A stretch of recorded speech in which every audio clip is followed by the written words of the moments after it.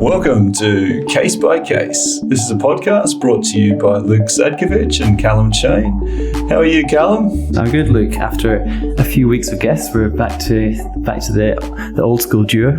Exactly. Just the two of us, hey? I think we can manage this one today without too much trouble. And I thought, why don't we set ourselves a challenge for today and try and do our quickest ever podcast. Let's see how it goes down. Maybe people will like, only talking for 5-10 minutes. Is it even possible for us to talk about a case for 5 to 10 minutes? That's the question. That's the big question. But let's try it. We've got a small case, or a short case at least, and I think we can try and go through it pretty quickly, get to the nub of it pretty quickly, and see if people like the shorter format. All right, let me give a quick intro on the case citation. Well, I say citation, it's London Arbitration 30/22 from the LMLN, Lloyd's Maritime Law Newsletter. This is a charter party demurrage claim case under the ASBA Tank Voy. It's all about notice of readiness, and in particular, the form in which an NOR, Notice of Readiness, can be issued when you have a clause that specifically sets out certain types of NOR, whether it's by letter, telegraph, wireless, or telephone, and then the parties go ahead and send an email NOR. What happens? Is that valid NOR or not? ASBA Tank Voy terms, and the charter party said you have to send an NOR by letter, telegraph, wireless, or telephone. And the charterers said NOR would otherwise have been totally valid, but it wasn't here because you sent it by email. That was their only defense. You sent us the NOR by email rather than by letter, telegraph, wireless, or telephone. And the owners said, well, email is wireless. Yeah. They also argued from an evidential perspective that the vessel's communication system acted wirelessly. So in a way, it was wireless. It was a wireless system.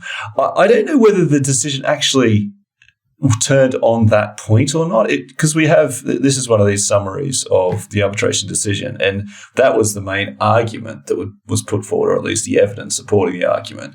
And I'm not entirely clear whether the decision was a factual one, if that makes sense, or whether it was they kind of broadened the list. Because one of the interesting aspects of this case is that there was a previous court decision in the Trafigura Bahia and Ravanavi, known as the Port Russell case in 2013, which went the other way, which was quite prescriptive about the types of NOR that could be given, and it was obligatory in that case. You had to fit within those particular forms, and if you gave an NOR outside of those forms, in that case an email, it was not valid. It's worth looking back at the Port Russell and what the charter said in that case, as comparison to what it said in this case. In that case, it said by letter, facsimile transaction, telegram, telex, radio, or telephone. And the court in that case said that it was that list was a kind of limiting list. It was a prescriptive list rather than an open list that you could add other things to.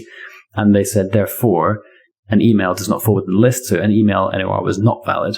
And that was the decision in the Port Russell. And owners obviously relied very heavily on that and said, well, if an email doesn't fall within letter, facsimile transmission, telegram, telex, radio, or telephone, then why would it fall within letter, telegraph, wireless, or telephone? And charterers in response said, well, the key difference here is that wireless is included in the ASBA Tank Voy form. Exactly. And I thought this passage was quite explanatory. In my judgment, this is paragraph 11 of the Trafi case. In my judgment, the language of Clause 19A is prescriptive and defines the form in which a valid notice of readiness must be given. It is obligatory, not permissive. The word may connotes what is permissible. The list of 6 identified methods which follow confine the methods of giving notice which are permissible to those which are enumerated. the list is exclusive, and an email is not a permitted method with which can constitute a valid notice of readiness. And from a construction perspective, Callum, it's so often the case, I don't know how many times I've said this, where we're dealing with a case in one context, but it can have wider significance. And from a basic drafting, kind of canons of construction approach, it is interesting to see how arbitrators, or in this case it was a court in the prior case, looks at the words and says, what are the parties trying to do here?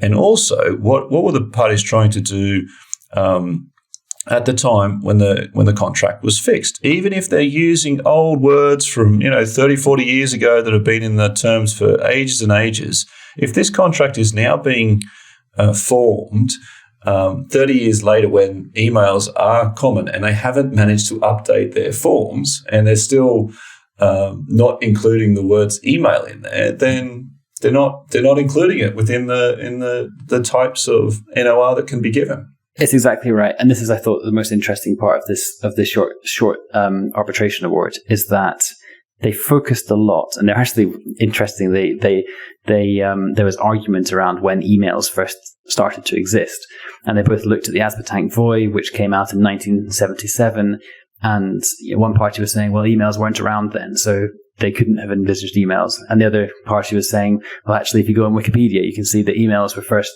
developed in MIT to send a few different, to send information between people in, I think, 1964. I actually checked Wikipedia before this podcast, but I've forgotten exactly what it said. But it was around then. And all of that argument actually was heavily criticized in the Port Russell. In the Port Russell, Justice Popplewell quoted paragraph 9 of the arbitrator's award in that case. So the Port Russell was an appeal from an arbitration award. And at paragraph 9, the arbitrators in that case had said, this is paragraph 9 of the arbitrator's award in that case, where they said, it's clear that the original authors of Clause 19 envisaged and intended that notices of readiness might be tendered in a wide variety of ways. And they went on to say that had the original authors of that clause been asked whether in the future a new way of tendering a document in writing were to be invented, the answer they probably would have given would have been yes. And Justice Popplewell really disliked that analysis. He said, it appears to me that the reasoning of the majority of the tribunal may have been unduly influenced by what they said in the opening part of para 9 of their reasons, which I've quoted. He said they focused on what the original authors of the form might have said if asked in the early 1990s. That reveals an error of approach. What matters is not what would have been in the minds of those drafting the clause in the 1990s. What matters is the intention to be derived from the words used by these parties in 2007. And it's a really interesting point there, because it's in some cases, with some wording, there is a lot of safety in the history of the wording. So almost any line of the NYPE form, for example, has been litigated and arbitrated over a number of times. So you know what it means, and actually moving away from that language can cause you problems because you don't know what the new language you introduce means. You might have something like tight, staunch, strong, and in every way fitted for the service. People know what that means because it's been argued over so many times. But at the same time, when you're referring to something, or when you include language, even if it's in a charter party from the 1940s, the question is never what did it mean in the 1940s. The question is what did it mean when you entered it into the charter party that you agreed 2 weeks ago, 3 weeks ago, whenever it was. Exactly. You're not agreeing the historical meaning of terms as they were first put in a template. Like that's really what we're talking about here, isn't it? When you're incorporating an Aspatank Voi or any of these charter party templates, that whether it's BIMCO or what have you, you're taking industry standard terms and putting them into your contract here and now. It's not like we're going back in time to take all the meaning as they were first drafted. They're a living, breathing template that's given its life by incorporation into the new contract. So when you think about it like that, it makes a lot of sense. It's why we see the templates worked up. They're regularly edited. We see long riders on the back of them. This is because parties need to take the time and the effort to amend them so that they're appropriate for the here and now.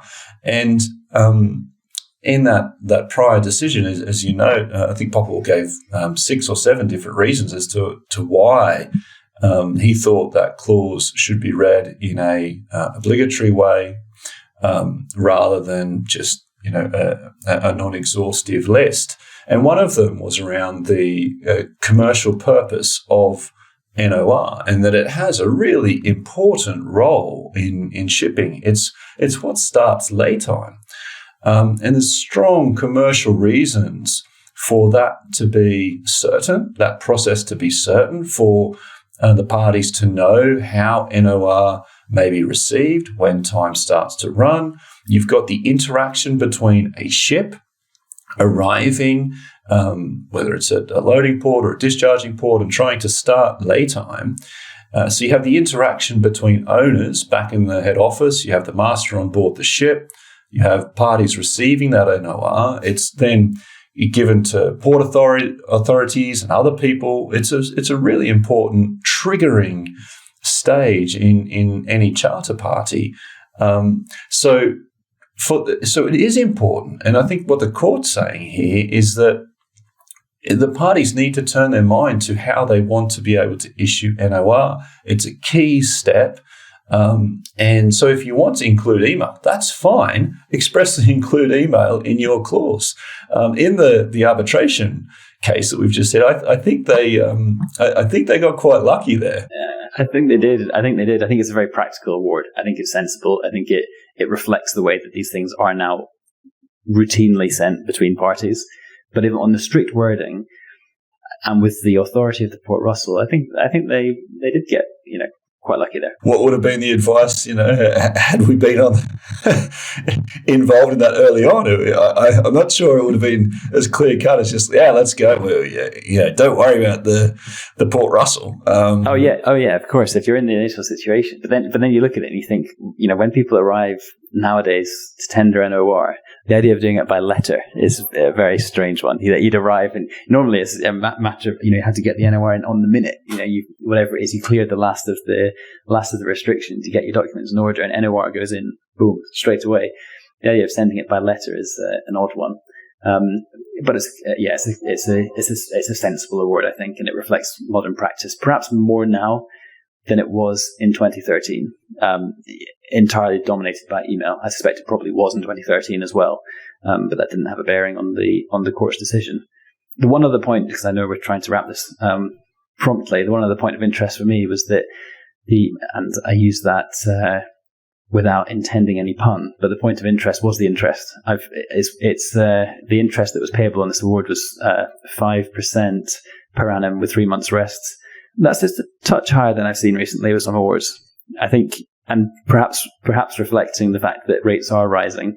I remember in the middle of the 2010s, people were looking at awards of about 3.5%, and that's been nudging up through 4 and 4.5. And I think this is one of the first times I've seen a 5% in a while. So it looks like the LMA are taking on board the general trend to slightly higher interest rates and applying it here. There you go. Maybe we need to employ an interest tracker on our cases when we look at them, see if it continues to trend upwards along with inflation.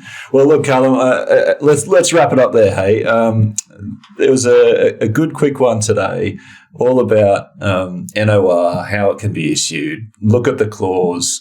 There could be arguments there. Of course, here we had a sensible decision in the end against contrary legal decision,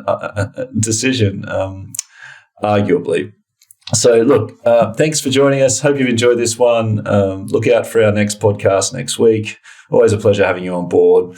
Please do subscribe on our channels. We're now on YouTube with the video going. We're still on Spotify, Apple Podcasts, and Google Podcasts. And pleased to say that our subscribership continues to increase. So, great. Yeah. Until next time, take care. See you, Callum. Cheers, everybody. Bye. Cheers, Luke. Bye.